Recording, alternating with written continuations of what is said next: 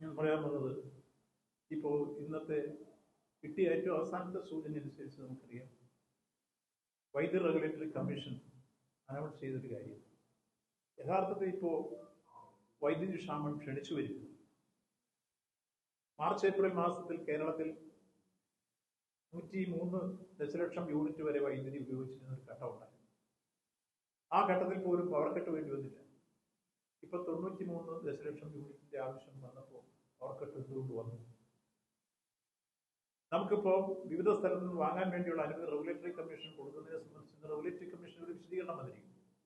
ആ വിശദീകരണത്തിൽ പറയുന്നത് കൃത്യമായി നമ്മൾ മനസ്സിലാക്കുന്നിടത്തോളം ഇത് വാങ്ങാൻ വേണ്ടിയുള്ള അനുമതി ചോദിച്ച് അത് ബിഡ് ക്ഷണിച്ചു, ആ ബിഡ് ഓപ്പൺ ചെയ്തിട്ട് 14 ദിവസം കഴിഞ്ഞിട്ടും റെഗുലേറ്ററി കമ്മീഷനെ അറിയിച്ചിരുന്നില്ല എന്നാണ്.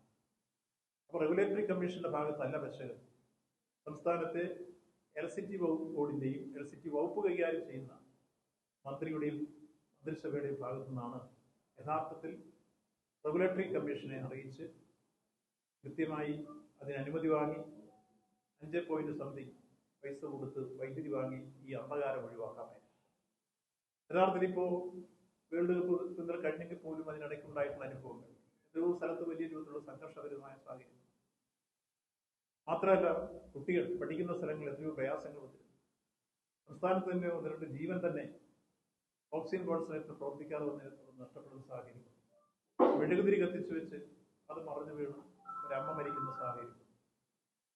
അപ്പോൾ യഥാർത്ഥത്തിൽ പവർ കട്ടല്ല, ഇടയ്ക്കിടയ്ക്ക് വന്നു പോകുന്ന ഒരു അതിഥിയെ പോലെയായി കറണ്ട് ചില സ്ഥലത്ത് മാറുക. ഈ അന്ധകാരത്തിൽ ഇടയ്ക്കിടയ്ക്ക് എത്തുന്ന കൊള്ളിയാൽ വെട്ടമീ രക്തസാക്ഷിന് മുമ്പ് പാടുന്നവർ കേട്ടെന്ന് പറഞ്ഞ പോലെ ഇടയ്ക്കിടയ്ക്ക് അന്ധകാരത്തിൽ വന്നു പോകുന്ന ഒരു പവർ സപ്ലൈ ആയി മാത്രം പവർ സപ്ലൈ കേരളത്തിൽ മാറുക.